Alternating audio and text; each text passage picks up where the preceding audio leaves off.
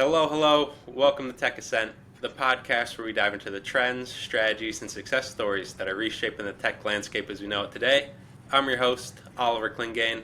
I'm also the founder of Ascension, the premier biz development partner within tech. Today, we're joined by a great guest, joined by Brittany Filori, the CEO of 51Blocks. Brittany, welcome to the show. Thanks, Oliver. I'm glad to be here. It's a pleasure to have you on. It's a pleasure to meet you. Would you mind telling the audience a little bit about yourself and what you do with 51 Blocks? Sure. I am a tech, I've been in the SEO world. I'm a marketing girl. My background is in SEO specifically. I currently am the CEO of 51 Blocks. We are a completely online reseller platform. So anyone that has a marketing agency can utilize our team and staff to get their fulfillment done, which is super cool. I run a global team of almost 50. We currently serve hundreds of marketing agencies across the world. We serve the US, the UK, Australia, and Canada. Very cool. And how long have you been CEO of 51 Blocks? Almost 2 years. I've been with the company for 8, though. So yeah, it's been a long journey. I was the former COO of this agency, so it's pretty cool. The story, my background is I started as one of their SEO account managers, and I worked my way up the ladder. Awesome. And coming in from COO to CEO, how has your responsibilities changed? How has your mindset changed?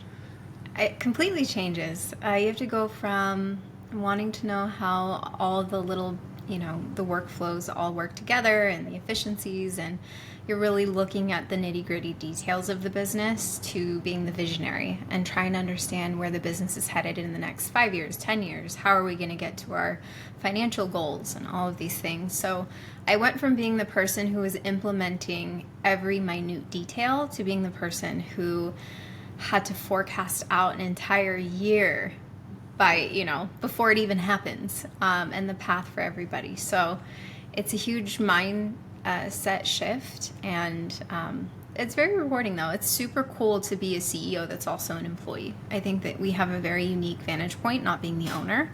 And so I very much, lead for the people, being someone that has sat in nearly every seat in our agency over 8 years. It allows me to, I think, make the best decisions for our people. Awesome. And as you were figuring out how to kind of plan out the year ahead, something you maybe haven't done too much in the past, what sort of kind of tips or tricks did you pick up along the way, or what was something that you struggled with? Oh my goodness. I remember the first time I tried doing it for my very first year, and it was just a shot in the dark. I was like, sure, maybe we can get to these financial goals, and how are we going to do it? I don't know. I spent a good chunk of time last year really learning the financials, and not just financials, but financial models, really understanding what model would work best with our business that experiences things like seasonality.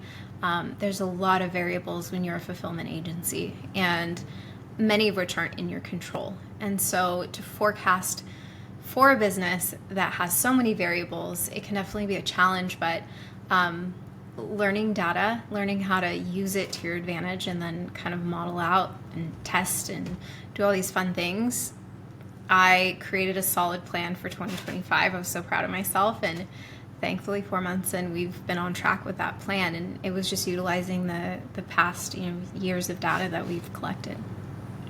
Very nice. And Brittany, without sharing the secret sauce of what you guys are doing with 51 Blocks, but what is kind of the plan and what's the vision right now? Our goal has been to be more of a premium white label service provider. We've always set ourselves apart with our client-facing model, where we have a US-based team, a UK team, and an Australian team that can serve at a client-facing capacity and just handle all of the emails and communication, monthly reporting calls, things that people used to hire in-house for. And, I will say our secret sauce isn't even necessarily a product or something we offer. It's our people. We have a very just strategic hiring process. We have an incredible leadership team.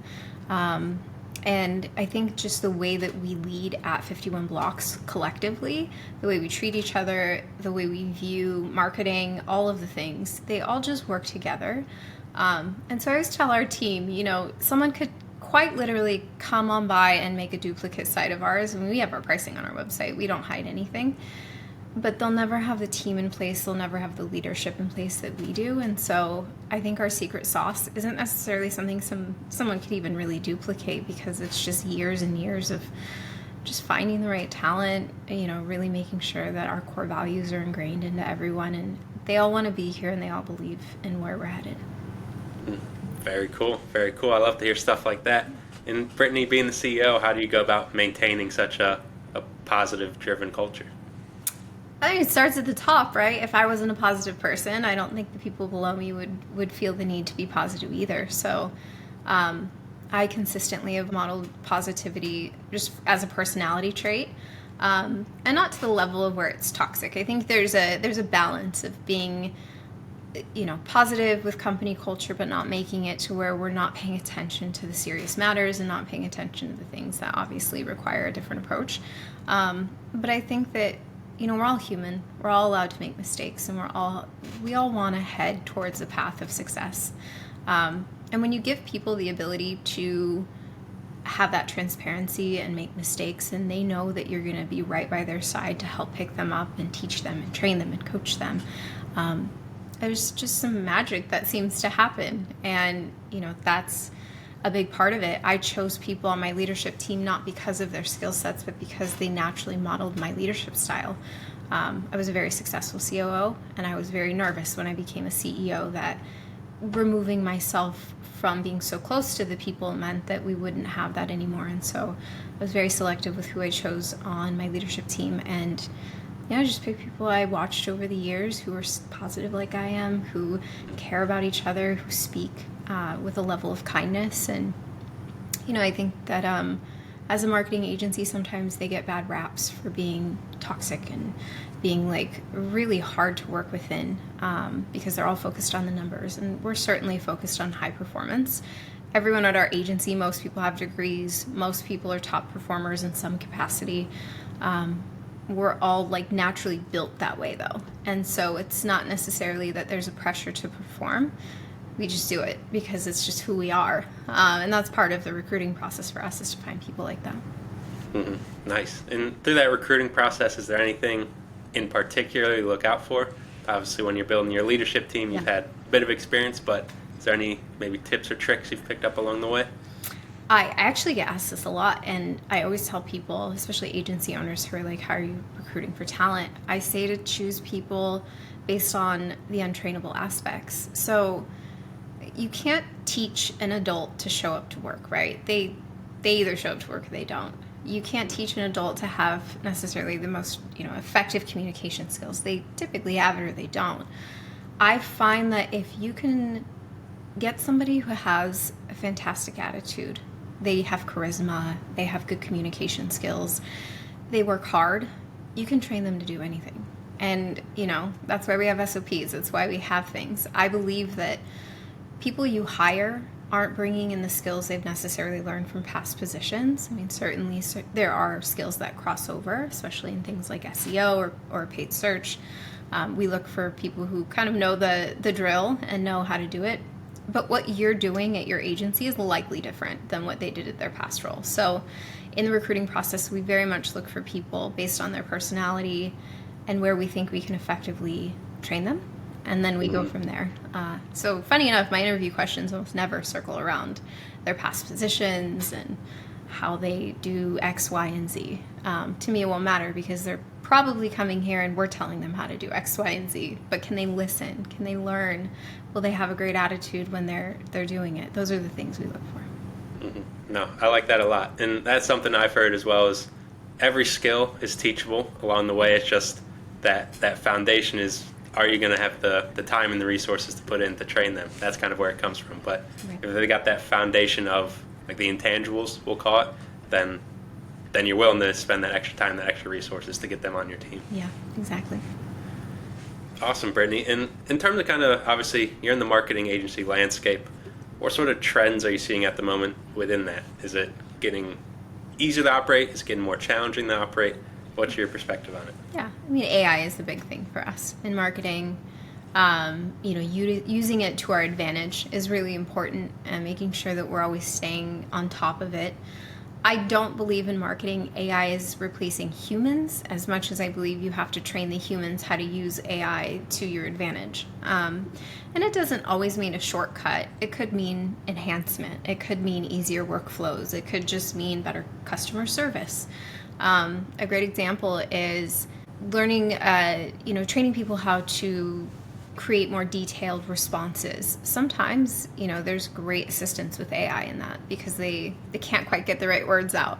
That's a good example of how we use it. We are, we're completely remote. We're a virtual platform. And so a lot of the dialogue happens via text.